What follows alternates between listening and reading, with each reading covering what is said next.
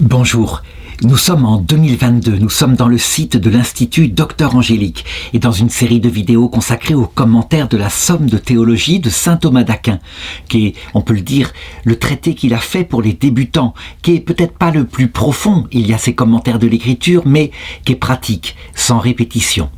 Et ce commentaire ne cherche pas à le complexifier, loin de là. J'en suis rendu à la question 61, la production des anges selon leur être naturel.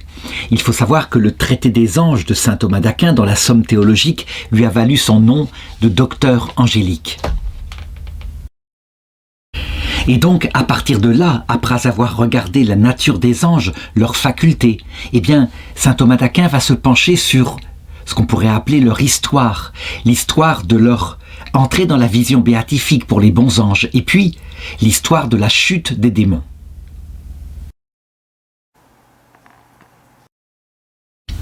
Et donc le premier article demande « L'existence des anges a-t-elle une cause ?» Et c'est vrai, chez les anciens, on voyait certains qui disaient qu'il y avait plusieurs êtres qui n'avaient pas de cause, qui existaient par soi. La réponse est un argument évidemment d'autorité d'abord, puisque c'est de la théologie. On lit dans les psaumes « Car il commanda et les anges furent créés ». Mais ceci peut aussi se démontrer par la raison, ça veut dire indépendamment de la foi. Même si nous n'avons pas accès par la raison à l'existence des anges, nous pouvons dire que tout ce qui est en dehors de Dieu, obligatoirement, est créé par Dieu. Et pour une raison précise, c'est que Dieu, il est identique dans son essence à la notion même d'être. Ça veut dire que être pour Dieu, c'est sa nature. Il est Yahvé, celui qui est. Il n'a pas de cause dans son existence. Et d'ailleurs, c'est ce qui permet d'expliquer que les créatures ont pu apparaître. Elles ne peuvent pas apparaître à partir de rien, comme le prétendent certains matérialistes actuels. Rien, c'est l'absence de cause, et rien n'existe s'il n'est causé. Et donc les anges sont créés. Mais il faut ajouter quelque chose. Les anges sont-ils créés à partir de quelque chose? Par exemple, de l'essence de Dieu, ils seraient une partie de Dieu? La réponse est non. Manifestement, il y a une distance infinie entre la nature de l'être qui reçoit son être, donc la créature, et le créateur. Et donc il faut dire que Dieu les a créés simplement comme cela, à partir de rien. Quand je dis à partir de rien, je ne veux pas dire que le néant, c'est la matière première avec laquelle Dieu a façonné les anges. Non, je veux dire rien. Ça veut dire qu'il n'a besoin de rien d'autre que il dit, Dieu parle, et cela est. Alors quelques objections, dont la première est théologique, et elle dit « Les anges, dans le premier chapitre de la Genèse qui décrit les créations de Dieu, ne sont pas cités. Donc manifestement, ils ne sont pas créés par Dieu. Et puis on voit dans l'Écriture, à un moment donné, il est dit de Jésus-Christ qu'il est le premier-né de toutes les créatures et qu'il a toujours existé, que c'est par lui que Dieu a créé. Donc sans doute Jésus-Christ est un ange qui s'est fait homme. » Alors, pour le premier argument, il faut dire avec saint Augustin que quand, au début de la Genèse, Dieu dit que la lumière soit et la lumière fut, eh bien ce texte-là ne signifie pas seulement la matière. C'est vrai, on a pu découvrir au XXe siècle qu'il y a un rapport de la matière avec la lumière matérielle, à savoir que la matière qui compose notre corps, qui est pesante, serait comme une cristallisation finalement de quelque chose d'énergie en rapport avec la matière. Mais, évidemment, ce texte-là signifie aussi la création des anges, qui sont de purs intellects et donc qu'on peut comparer métaphoriquement à des lumières. Et c'est très intéressant de voir que le texte de la Genèse commence par signifier sous le même mot une réalité purement spirituelle et une réalité purement matérielle. Eh bien, c'est adapté à nous. Et ce sera à peu près pareil dans toute la Bible. Presque tous les symboles ont un sens matériel et spirituel. Par exemple, la mort. Elle signifie notre mort biologique, mais profondément, elle signifie une séparation d'avec Dieu. Et c'est de cette mort-là que Dieu menaçait Adam et Ève s'ils venaient à pécher. Les deux en même temps, sous le même mot. Deuxième chose, pour ce qui concerne Jésus-Christ, lorsqu'il est dit qu'il est le premier-né de toute créature, eh bien, ce n'est pas dans le sens qu'il serait créé, mais c'est dans le sens que, éternellement, parce que c'est dit ailleurs, éternellement, Dieu pense et se pense lui-même. Et cette pensée, c'est le Verbe éternel. Donc, Jésus-Christ, Fils éternel de Dieu, par mode de connaissance, n'est pas du tout comparable aux anges. Comme Dieu se connaît éternellement, eh bien son Verbe, qui est le fruit de sa connaissance, est devant lui éternellement. C'est très différent des anges, qui sont d'une autre nature que Dieu et donc qui sont créés par Dieu à un moment, au début des temps, donc au début où commence le temps des anges qui s'appelle l'Évom. L'objection 2 dit, selon Aristote, si une substance est forme sans matière, ce qui est le cas des anges, alors elle possède du même coup par elle-même l'être et l'unité. Donc les anges manifestement possèdent par eux-mêmes l'être et l'unité, ils ne sont pas créés par Dieu.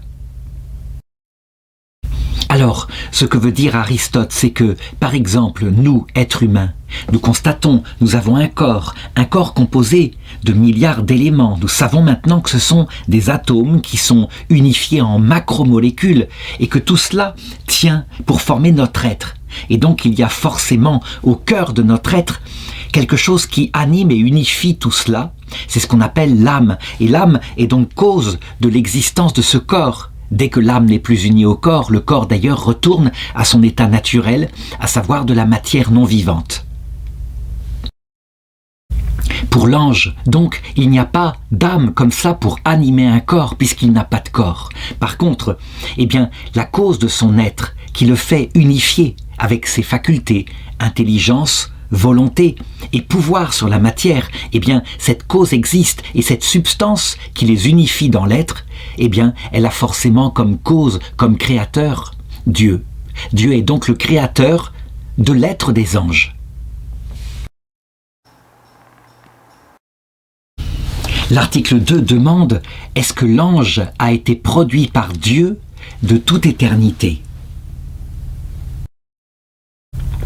Là, pour une fois, saint Thomas d'Aquin ne donne comme réponse qu'un argument d'autorité, à savoir un article de foi, qui, comparant le Verbe éternel, le Fils éternel de Dieu, qui lui existe, ou plutôt est, EST, de toute éternité, à l'ange, dit « Seul Dieu est de toute éternité ». Et pour le comprendre, pour comparer aux anges, voilà ce qu'il faut dire. Dieu est unique, et dans sa vie intime, il y a un jaillissement de connaissance et d'amour qui constitue sa vie de toute éternité. Et donc, en Dieu, les trois personnes, Père, Fils et Saint-Esprit, sont coéternelles et forment un seul Dieu.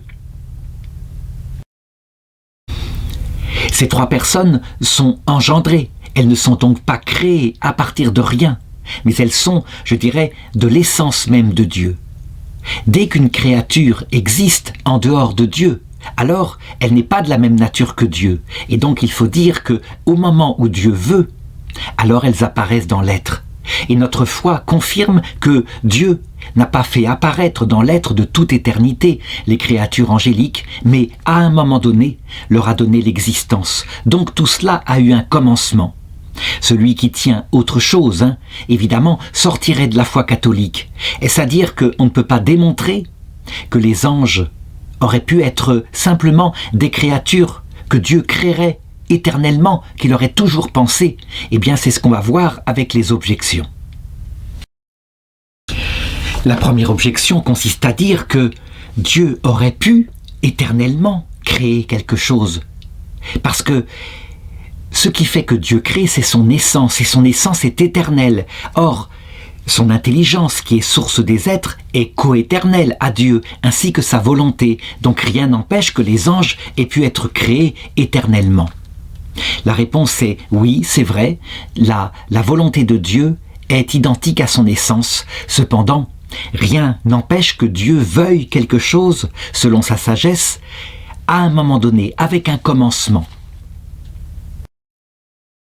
Et c'est ce qui s'est passé manifestement, puisqu'il y a même un dogme au Moyen-Âge qui affirme que les anges ont été créés en même temps que la matière. Donc, si on considère que le Big Bang est le commencement des œuvres matérielles de Dieu, ce qui n'est pas sûr, il peut y avoir ailleurs d'autres matières, mais en tout cas, c'est ce qui nous apparaît à nous. Alors dans ce cas-là, on devrait dire que les anges sont apparus il y a 14,7 milliards d'années, en même temps que la matière, que d'ailleurs, ils devaient organiser.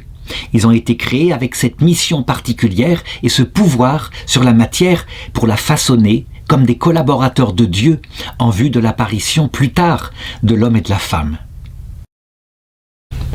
La deuxième objection consiste à dire que tout ce qui apparaît à un moment donné comme la matière, eh bien, obligatoirement est soumis au temps et est mesuré par le temps. Or, les anges, qui n'ont pas de corps, ne sont pas mesurés par le temps. Donc manifestement, dit cette objection, ils ne sont pas créés.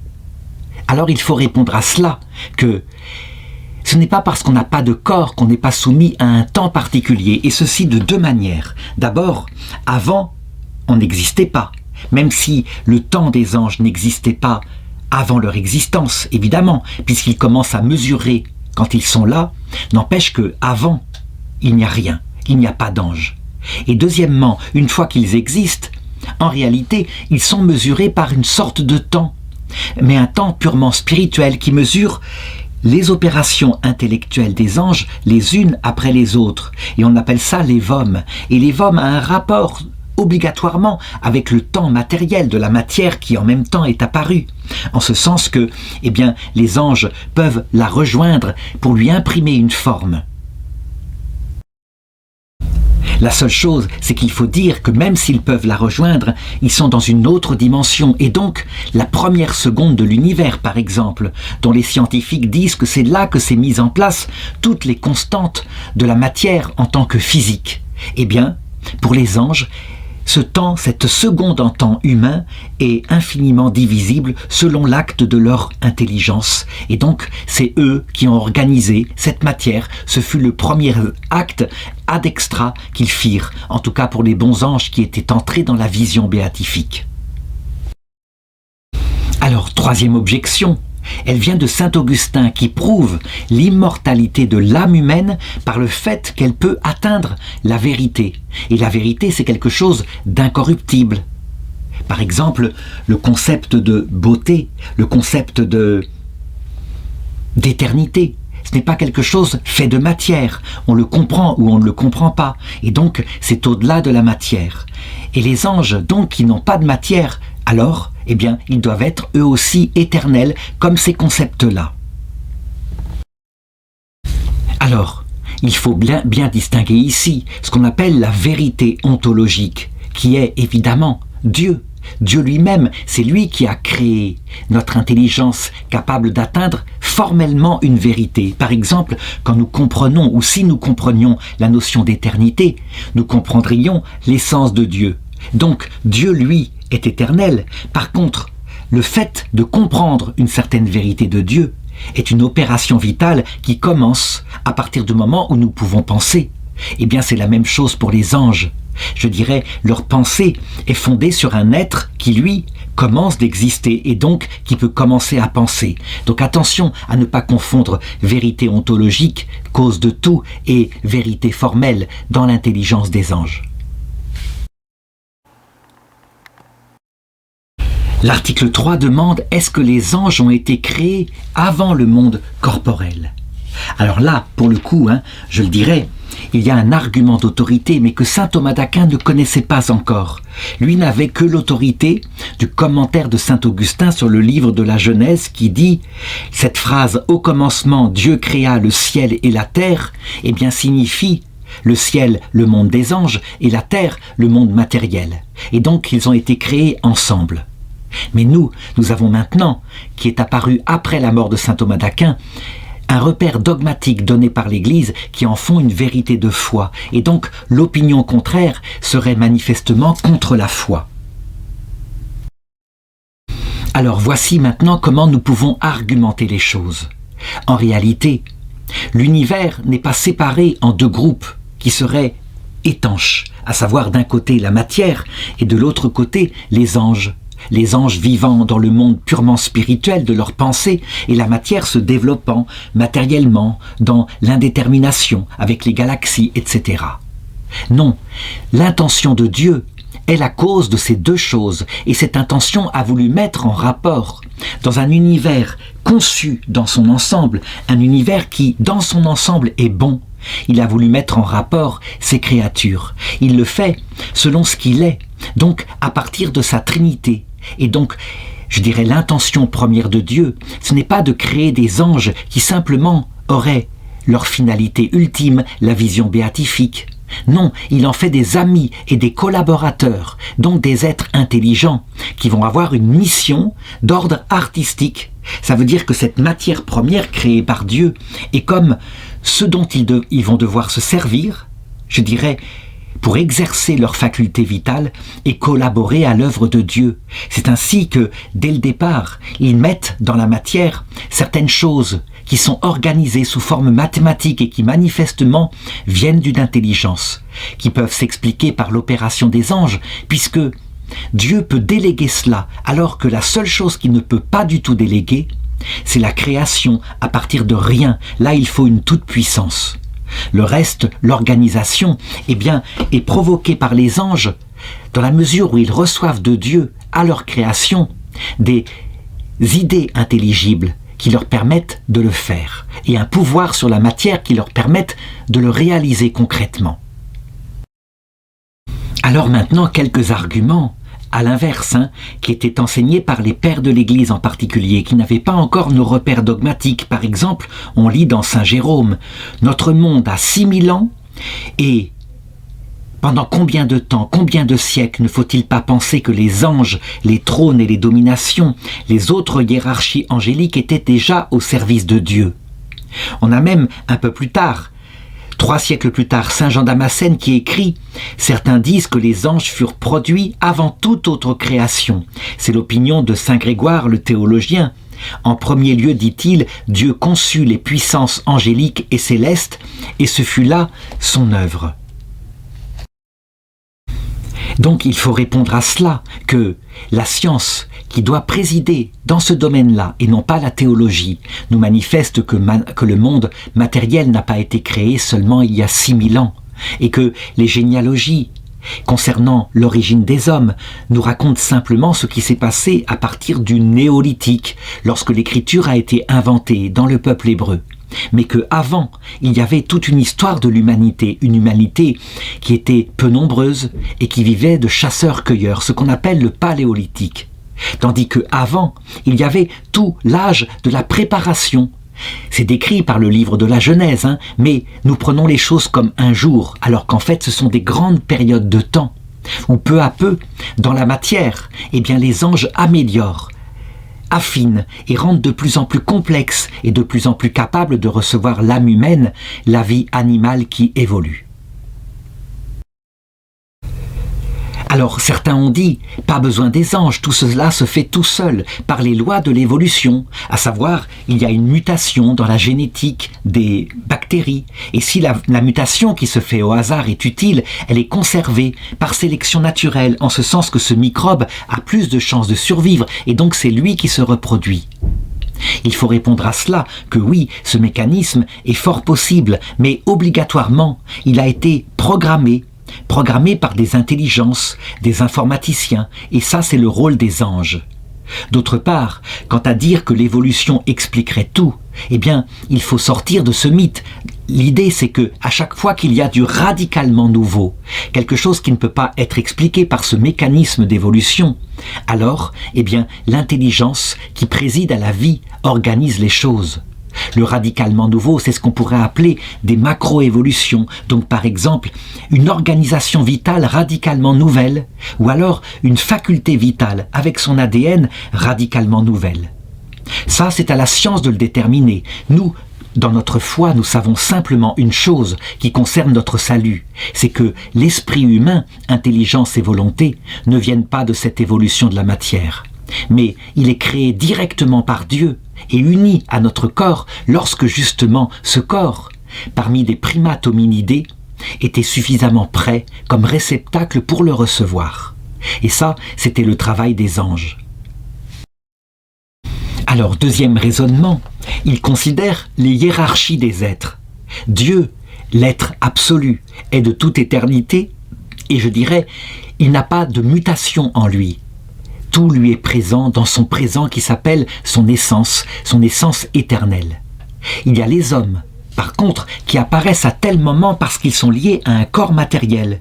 Et donc c'est logique, puisque le corps, lui aussi, se développe dans le temps corporel. Les anges qui sont entre Dieu et les hommes, eh bien, ils ont dû exister avant la matière. Ce serait tout à fait cohérent, étant donné qu'ils sont d'une hiérarchie supérieure à cette matière créée par Dieu. Alors il faut répondre à cela, que ce raisonnement n'est pas bon, parce que Dieu n'est pas un être qui fait partie de l'univers et qu'on pourrait hiérarchiser comme ça, avec au-dessus les anges supérieurs, les anges inférieurs, etc. Jusque aux hommes, et au-dessous il y aurait les animaux. Dieu est au-delà de tout cela, il est transcendant. Et donc, eh bien, tout ce qu'il a créé a commencé. C'est ce que dit notre foi catholique. La troisième objection se prend de l'observation par la science de l'apparition des êtres, et on le constate. Plus un être corporel est parfait, plus tard il apparaît. Par exemple, les bactéries, qui sont les plus simples, commencent par des bactéries primitives qu'on appelle les archéobactéries. Et puis ensuite des bactéries beaucoup plus développées, capables de développer des défenses immunitaires contre d'autres bactéries, contre des virus, etc.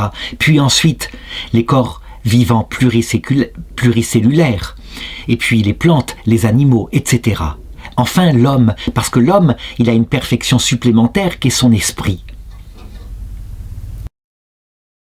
Donc, s'il y a une hiérarchie dans le temps en fonction de la complexité, les anges, qui sont infiniment plus nobles et plus, je dirais, plus éloignés des créatures matérielles, obligatoirement, doivent exister avant tout cela.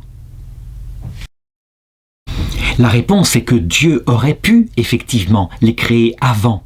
Mais, je l'ai montré, il ne les crée pas seulement dans leur finalité personnelle qui est la vision béatifique, il les crée aussi comme une partie de l'univers gigantesque qu'il a pensé, et donc avec ce rôle sur la matière. Donc il est convenable que l'agent capable d'imprimer une forme et de faire évoluer la matière soit créé en même temps qu'elle. Et donc, si on observe justement par la science l'évolution et la complexification progressive de la matière à partir du Big Bang, eh bien, on voit en acte l'œuvre des ingénieurs du monde. Je dirais, et on peut en avoir une analogie d'ailleurs quand on voit les ingénieurs humains qui développent depuis le XXe siècle l'informatique. C'est pareil, ça se fait peu à peu, avec des progrès, et on voit le progrès de l'ange aussi. Ce qui nous permet de comprendre que les idées que Dieu leur a infusées à leur création étaient des idées générales, universelles, mais qu'elles pouvaient progresser, qu'elles avaient en elles la capacité d'améliorer les choses au fur et à mesure. On y voit aussi chez eux l'idée d'économie. Ça veut dire que quand ils organisent un vivant supérieur, loin de tout réécrire, de la génétique, ils se servent de ce qui avait été écrit auparavant, comme par exemple dans la bactérie, la programmation de la division, de la reproduction devient, chez les vivants supérieurs, la programmation de la division cellulaire. Et donc on le voit, ils travaillent un peu comme des ingénieurs humains l'ont fait ensuite en informatique, où on ne crée rien à partir de rien. Plutôt, dès qu'on a écrit quelque chose, on s'en sert pour faire progresser. On puise dans l'ancien pour faire du nouveau. Vient ensuite l'article 4 qui demande « Est-ce que les anges ont été créés dans le ciel empyré ?» Le ciel empyré, c'est une expression qui vient des Grecs et qui signifie en fait un ciel non pas matériel mais spirituel. Alors il faut répondre à cela, que oui, par analogie, nous n'avons pas possibilité de comprendre les anges si ce n'est dans un lieu qui leur correspond. C'est évidemment parce que nous vivons dans un lieu qui est le ciel physique qui nous entoure, ce premier ciel-là qui est bleu ou blanc avec les nuages au-dessus de nous.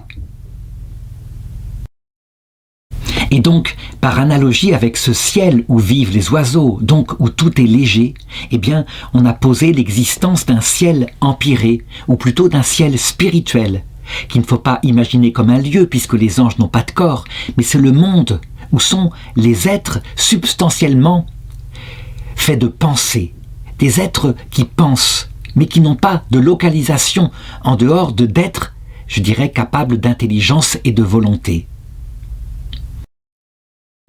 Ce ciel est mesuré par une forme de temps qu'on appelle l'évome et qui en fait n'est pas un temps mesurable comme nous pour calculer le mouvement, l'avant et l'après, mais c'est la durée des opérations intellectuelles des anges qu'on appelle l'évome et qui mesure le temps de ce ciel. Pour ce qui est des lieux, eh bien, quand un ange agit sur une créature matérielle, on dit qu'il est localisé dans cette créature, mais c'est encore une métaphore. Donc, disons que les anges sont créés dans le monde spirituel. Il faut cependant le distinguer de ce que avait envisagé le philosophe Platon. Il pensait que dans ce monde-là, il y avait aussi des concepts en soi qui subsistaient, comme le concept de la beauté, de la bonté, de l'infinité, des concepts qui n'étaient que des pensées subsistantes sur lesquelles nous calculions nos propres pensées à nous. Évidemment, c'est une illusion. Les anges ne sont pas des pensées comme cela, ce sont des créatures substantielles qui pensent. Donc il y a une très grande différence. Alors l'objection 1 dit, les anges sont des substances incorporelles, et donc ils ne peuvent pas dépendre d'un lieu qu'on appellerait le ciel empyré. Quelque chose comme cela, c'est une imagination. La réponse, c'est que oui, cet argument est tout à fait juste. C'est donc par mode de métaphore qu'on dit qu'ils ont été créés dans le ciel empyré. Par contre, comme en même temps que leur création est apparue la matière, donc sans doute le Big Bang, eh bien, on peut dire qu'ils ont été créés dans la totalité de l'univers, avec ses divers cieux, ces diverses dimensions de réalité, mais qu'il n'y a pas une séparation étanche. Je veux dire par là, l'ange, dès sa création, a un pouvoir sur cette matière et il peut l'organiser. Deuxième objection, elle vient de saint Augustin qui affirme que les anges ont été créés dans la partie supérieure de l'air. Donc, manifestement, c'est dans le ciel physique comme le nôtre et pas dans un ciel empyré qu'on poserait comme cela. Alors, il faut répondre que saint Augustin ici parle obligatoirement par mode de métaphore. Et c'est vrai, lorsqu'on regarde le ciel limpide, avec cet espace qui nous paraît quasiment infini, et qu'on voit passer des nuages au loin, ça nous fait penser à cette légèreté de la substance spirituelle qui, par exemple, ne se déplace pas comme un corps en passant par les lieux intermédiaires, mais là où elle applique sa pensée. Donc, il peut passer d'un bout à l'autre de l'univers sans passer par les lieux intermédiaires, simplement parce qu'il n'a pas de corps. Donc c'est ce que visait saint Augustin. Alors, troisième objection, le ciel empyré, tel que l'envisageaient les anciens, c'est le ciel suprême, c'est le 7e ciel, et il n'y en a pas d'autre au-dessus. Alors qu'on lit dans l'Écriture qu'il est marqué de l'ange pécheur, « Je monterai au ciel ». Et donc, manifestement, ça veut dire qu'il ne se trouvait pas dans le ciel suprême. Eh bien, il faut répondre à cela, que le ciel empyré n'est pas le ciel suprême. Bien sûr, c'est le monde des créatures spirituelles, mais le ciel suprême que vise le démon, et il reste à le convoiter, sauf qu'il n'en veut pas les conditions. C'est la vision béatifique, donc ce qu'on appelle le 7e ciel. C'est en réalité dans cette stabilité qui consiste à voir Dieu face à face. Et si on appelle l'endroit où est Dieu le 7e ciel, c'est pour montrer la perfection absolue, aussi bien de Dieu, mais aussi de nous, parce que le chiffre 7 appliqué à nous symbolise la perfection totale de la béatitude.